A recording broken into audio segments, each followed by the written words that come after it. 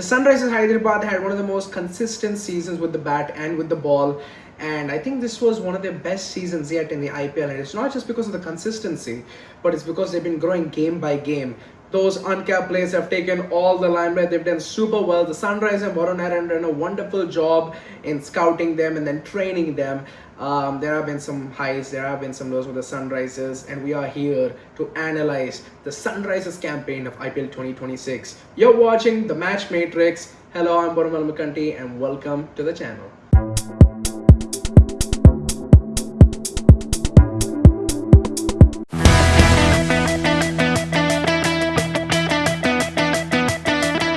Sunrise's biggest strengths of IPL 2026 has to be their batting structure and batting stability, and the batting lineup really revolved around three players having three separate roles. Abhishek Sharma being your attacker from in the power play from overs 1 to 6, and once the spinners do come in, he does love to take them on. He doesn't really care about his wicket there. He loves to play his aggressive brand of cricket and take the team forward.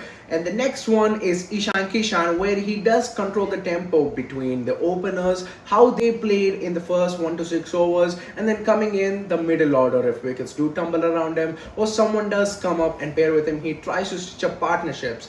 And Hinge Klaasen, he is the pillar for SunRisers Hyderabad in IPL 2026, as he is the stabilizer and the right finisher for SunRisers as he does get going in those from 15 to 20. That's where he scored most of his boundaries in this season.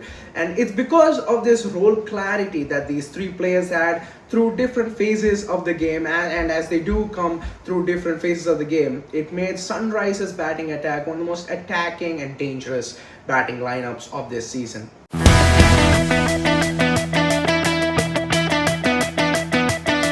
Abhishek Sharma has had his best season in the IPL so far, with a strike rate of excess over 200 and an average of around 40.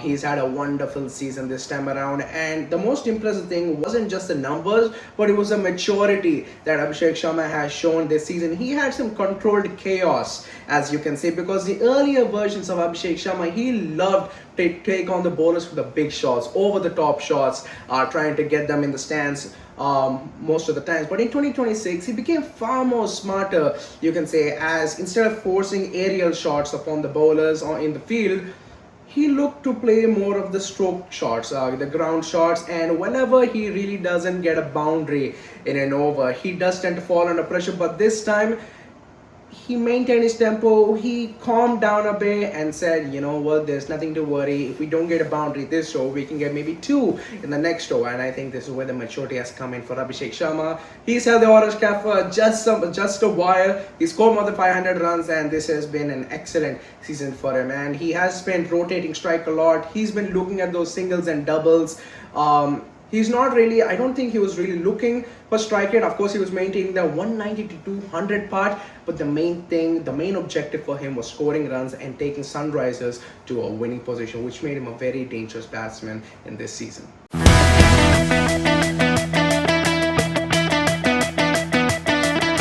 2026 has been Ishan Kishan. I mean, seriously, he's had his best season yet in the IPL. 602 runs at an average of above 40, strike rate of above 182 with 650s. He's been captain for 7 games for the Sunrisers, and he's done exceedingly well. And I think this has to do with also maturity and the mindset that he's been growing in, because now he's made it to the Indian side.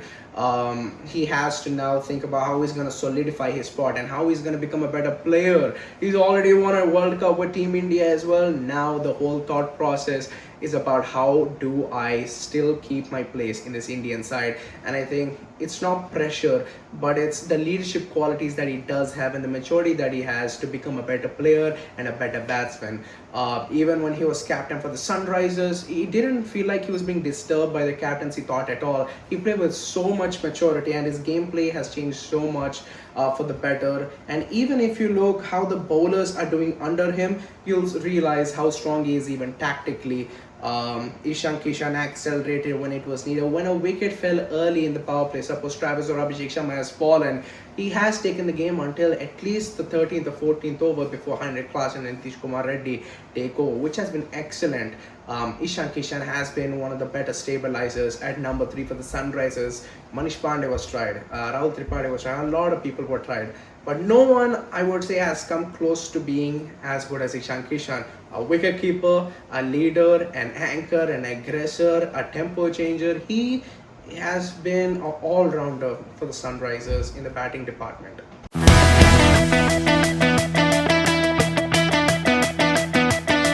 This is a man that we have to be talking about and probably will be talking about for ages now. The most runs by a middle order batsman, 624 runs at an average of 48 and a strike rate of 160, Heinrich Klaasen. Now, he might have not been the most attacking Heinrich Klaasen that we have seen from 23, 24, 25, but he has been a pillar. He's been the structural pillar for the SunRisers Hyderabad this season. Now, instead of attacking in every phase of the game, as he usually does, he stabilized the innings. He's rotated strike a lot and he started to accelerate late. So when the SunRisers do lose wickets early, he stabilizes in the middle overs and then starts to unleash his beast form in the death overs. At least you can say from the 14th or 15th over till the 20th over, which has changed SunRisers batting template, you could say, completely, because now they have someone they can really rely on, someone who can either accelerate or be that anchor until the end. And now they do have someone who can stabilize when they have collapses or bat deep into the innings with Heinrich Klaasen. He's just had an excellent season this year.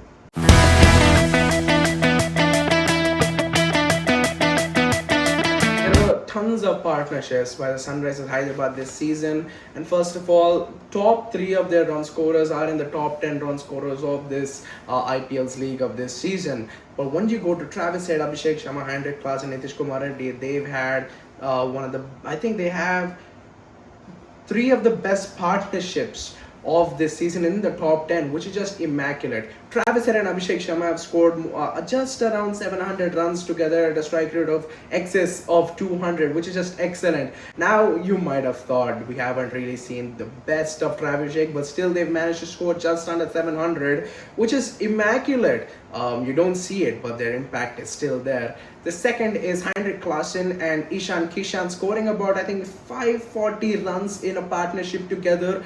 They stabilized the middle order and they've made it their own. They've taken the game away from opponents too many times to count. And the last one has to be Heinrich Klaasen and Nitish Kumar Reddy with, I think, just about 470 runs or somewhere in that area. Nitish Kumar Reddy as well, he felt not much pressure coming in at 506. He's made that finishing role his own. He has a strike rate of, I think, just above 170, and coming in the death overs, he has a strike rate of over 200, and he has more sixes than boundaries in this season. And Heinrich Klaasen, Nitish Kumar Reddy, Ishan Kishan. Klaasen has been that sort of stabilizer while the other 2 went berserk. And once Heinrich Klaasen did get the chance, of course, why would he let the bowlers go? And they've just done super well. Everybody understood their role clearly, and that's what matters the most in a partnership like this.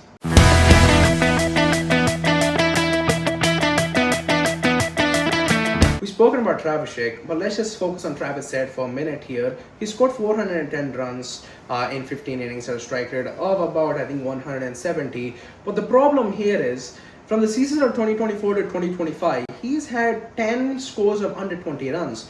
But in 2026 alone, he's had 7 scores of under 20, which happens to be problematic. And I think the only good match-winning knock was when he played against Mumbai Indians and he scored 70-odd runs, 250s in the season, and he's not had one of these most consistent seasons yet being a match winner. Bowlers have started to target him more on the leg side, where he does tend to be weaker. They attacked him on the hard lens. Now if you check Siraj, Kagiswara Bala, Jofra, Asha, they've really troubled him with those hard lens. And he goes on the back foot really early, which indicates to a bowler saying that, oh, okay, maybe this guy's not really looking to attack us. Now we can really take advantage of him, play with him. So they denied him width completely on the offside, where he does really tend to score a lot of runs. And I don't think SRH have really solved this issue tactically in the net sessions as well. I think that's the only issue with Travis Head. Hopefully he does come back to his best now.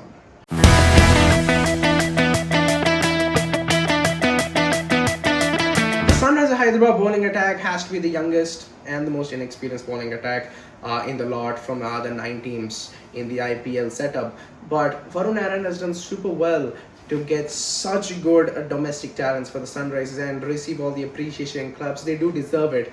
But what I think about this bowling attack is, is that it's probably only good for home conditions. Now, okay, you do try, a home team does try to win 7 games out of 7 games at home, but 7 games isn't enough to qualify, and I think that's where the batting really stood up in the away fixtures. Because once you look at home, your two main paces have been Ishan Malinga with 20 wickets, Saqib Hussain with 15 wickets, and their overall economy of the season has been in the higher nines. But once you go home, Ishan Malinga's economy is in the eights, and Saqib Hussain's economy is in the sevens, which is just excellent. But once you go to your away fixtures, Ishan Malinga's economy rises to 10. Saqib Hussain's economy is just under 12, which is not good at all compared to what you're actually seeing in the wickets column or the normal economy column throughout the season.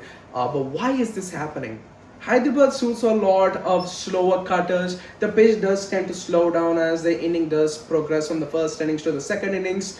Saqib Hussain with his hyperextension of the arm, it's a bit odd, it's a bit quirky, and the batsman really cannot predict what might happen. Because if he does bowl a 140 145 plus ball, or if he does bowl a 105 to 110 type delivery, his arm speed is still the same, so you really don't know what to expect, and the ball just cuts and grips on the surface at Hyderabad. And Ishan Malinga's contrast swing really works well at Hyderabad. But once you go to your away fixtures, that's where you need an X-factor bowler, which is a good pace on bowler who bowls in those hard lengths. And that might be Pat Cummins, but he doesn't regularly just keep hitting those hard lengths, and that's the kind of bowler you need. Mohammad Siraj, Kagi Surabara, Jovraja, these type of bowlers, or Mitchell Stark even, SunRisers are missing that type of X-factor bowler who can take 1 or 2 wickets in their 2 or 3 over spell in the power play and can guarantee you at least a wicket in each and every game.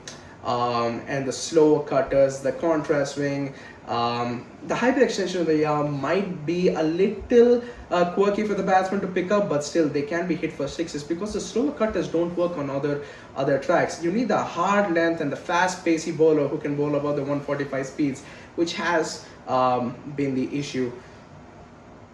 I think they did mess up just quite a bit in the mega auction. I think they had a chance to pick up Mohammad Siraj.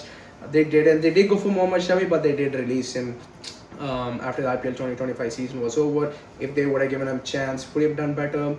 Couldn't be too sure. The Hyderabad tracks, they're still not as equivalent to the Lucknow tracks, but I do think they're missing that good, experienced X factor in a power play bowler in that bowling attack.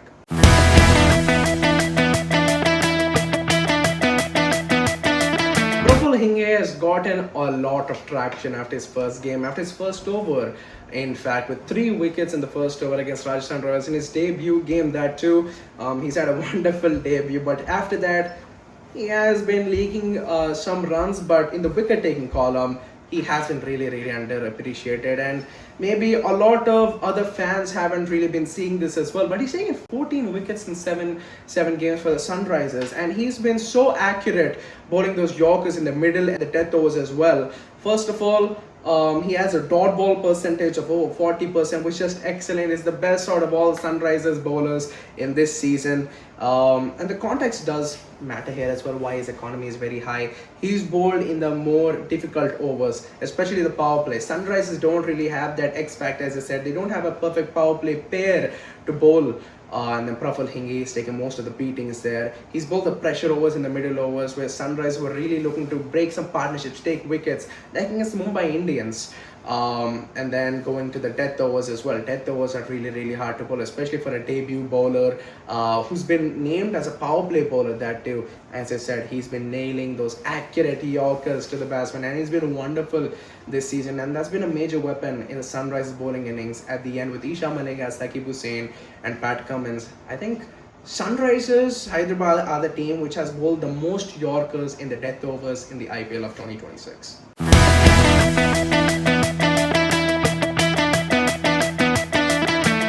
Kumar Reddy, he's had his best season again, just like Abhishek Sharma, Ishan, Kishan, and Klaasen. Nitish Kumar Reddy, I would say, he's had his best season so far in the IPL. 302 runs at a strike rate of excess of 170, 8 wickets being picked up with the ball. He's just been I would say an X factor for the SunRisers with both bat and ball, because whenever SunRisers did need a wicket as well, if they need a power play bowler, if they needed that extra 2 overs in the middle overs, like I said, maybe they can get in Harsh Dubey as well. But when Nitish Kumar Reddy does get the ball, he does tend to maybe keep the run flow just a bit low, or even get that odd wicket. Or when they need some overs to fill in, Nitish Kumar Reddy has been that man that Ishan, Kishan or Pat Cummins throw the ball to. And honestly, the biggest difference was really confidence here. Nitish really looked like a part-time bowling option, and now he's brought his pace up with the help of Stefan Jones, a bowling mentor, a bowling coach. Yeah, in 7 days, he's taken 10 training courses with Stefan Jones, and usually there's 10 training courses are spread over a course of 30 to 31 days, which is a month. And Nitish Kumar Reddy has put in a lot of work. Stressful workload, but that's what it takes to be a successful player. And Nitish Kumar Reddy, just like Kishan, has now realized it is time that I step up. It is time that I make my place in the Indian side as well. And Nitish Kumar Reddy is looking like a genuine all-rounder, capable of hitting those big runs at the end and taking wickets and bowling those important overs or the solitary overs whenever SunRisers do need them. Nitish Kumar Reddy, hats off to you. He's been a wonderful player, and this is what India does need as well. If Hardik Pandya is injured, if he's not in form, if he's not confident enough, Nitish Kumar Reddy might just be a player to step up in place of him.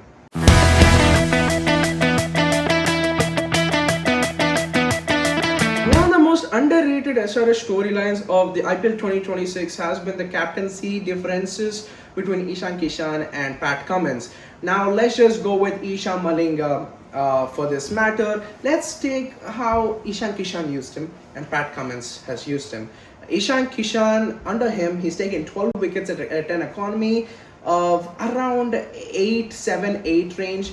Had a strike rate of about 11 and an average of 18, which is just excellent for a bowler. And what Ishan Kishan has done is he maybe used 1 over, just a maximum 1 over of Ishan Malinga in the power play, and then brought him into the middle and the death overs. And Ishan Malinga loves fielders outside the 30-yard circle, because that's where batsmen usually target him, and that's where he usually gets his wickets from. But Pat Cummins here, under Pat Cummins, he's gotten 8 wickets at an average of above 36 and a strike rate of above 23. So the average and strike rate have doubled almost, which is just not right. So what went wrong here? Pat Cummins has used Ishan Malinga in the power play for around 2 overs per game, and Ishan Malinga's natural role is to bowl in the middle and death. He's not a genuine power play bowler, which is why he couldn't really pick up those wickets, and he did go just that bit more expensive. I think this is where the captaincy really does differ. And once you go to Shivan Kumar and Harsh Dubey as well, you look at these wicket taking columns, you look at the strike rates, you look at the averages, it is just insane. Ishan Kishan has used Shivang and Harsh together, and you can really see the results being superb. But once you come to Pat Cummins, he's only used 1 genuine spinner, and that's predominantly been Shivan Kumar. But Shivan Kumar has tend to do well if Harsh Dubey was next to him. Maybe he needed that other spin bowler to really guide him while bowling his left arm Chinaman type bowling. Maybe that's the kind of guidance he was missing. We're not so sure about that, but it does look like Shivan Kumar was doing very well with Harsh Dubey by this side, and this is a sort of stat that we really do have to look into. And Pat Cummins as well, he might trust just 1 spinner, but having 8 overs of genuine spin in your team is just a luxury for you. Sure, you might not use 8 overs of spin, but having that extra option in your side with Nitish Kumar Reddy, Abhishek Sharma, Travis Head, and of course Abhishek Sharma and Travis Head don't really bowl, but if you bowl Nitish Kumar Reddy for just 2 overs and you're starting to look for other people who can bowl, Harsh Dubey might be your guy if you really want him to bowl. 4 overs of extra spin are really valuable for any team, that to left arm orthodox type bowling, because once the pitches start to slow down, that's when a left arm orthodox bowler can just wrap up the innings for you. And I was just a bit puzzled of why Pat Cummins has just played 1 spinner when both of them in tandem have been working really well together.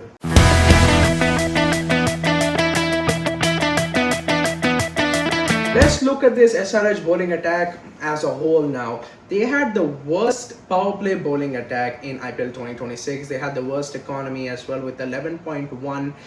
Going into the middle overs, they had an economy of 9.56, which is just a slight improvement. I think they're the fourth or best team in terms of economy and runs given away.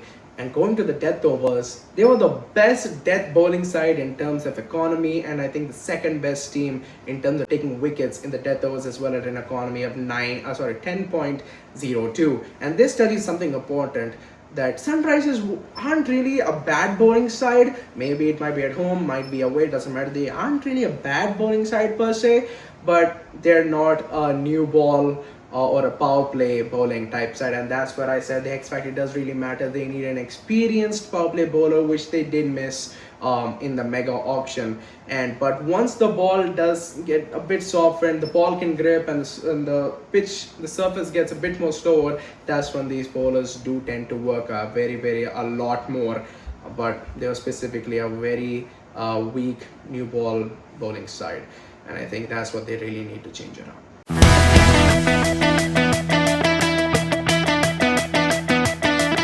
Let's take a look at the SWOT analysis for the SunRisers for the final portion of this video. We're going to be focusing on strengths, weaknesses, opportunities, and threats. Just small points going into the end of this video. Now for strengths, we have some excellent batting engine, the most aggressive top three in the IPL.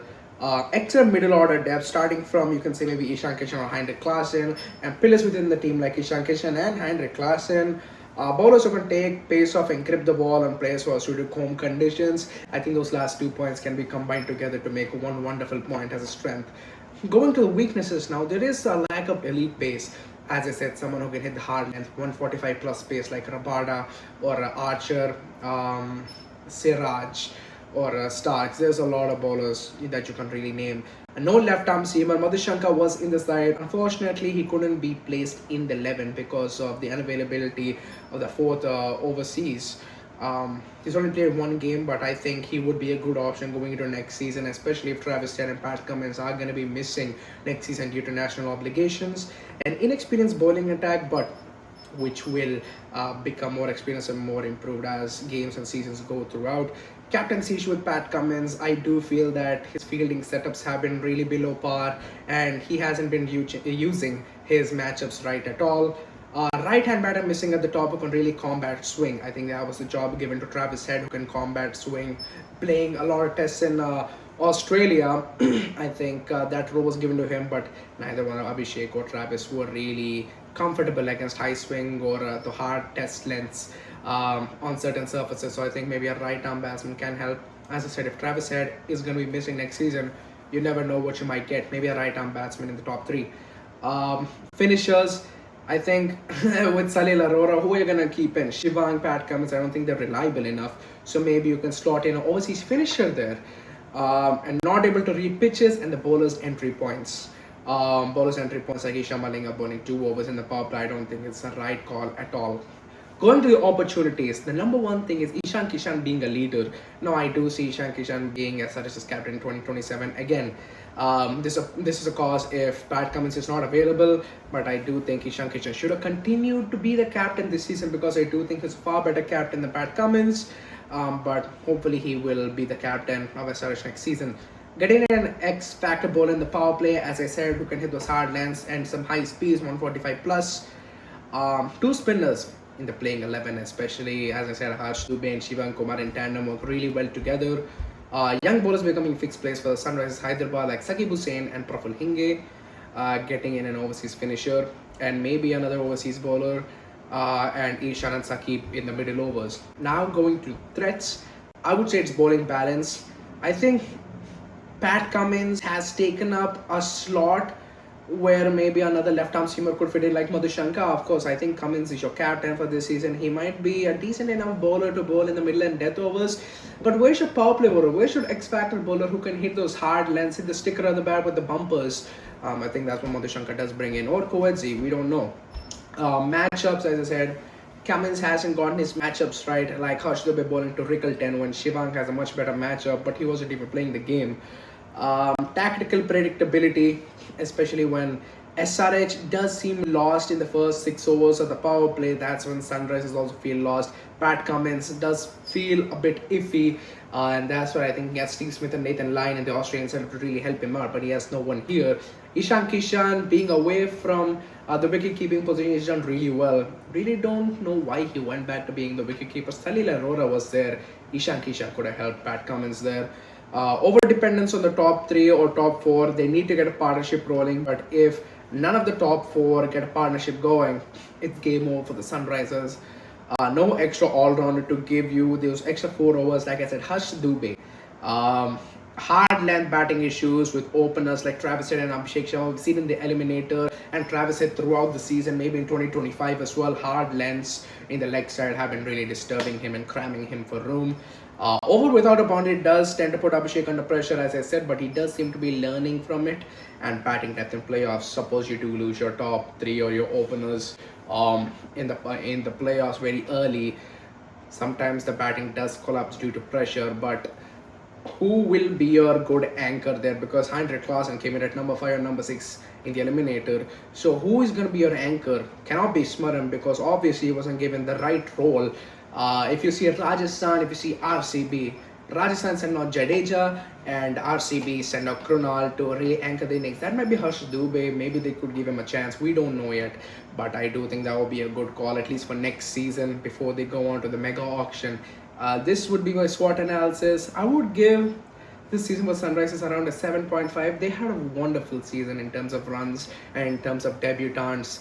And Ishan are doing really well, but I do think this is more of a home conditions based team. They do need to get in that X factor power play bowler and maybe a right arm top order batsman, which can really help out this team. But otherwise, they had a pretty good season. It's a pretty good team, dangerous side. Unlucky to get out in the eliminator, but very well done to the SunRisers with all the debutants that they had. This is Thank you for tuning in. Bye bye.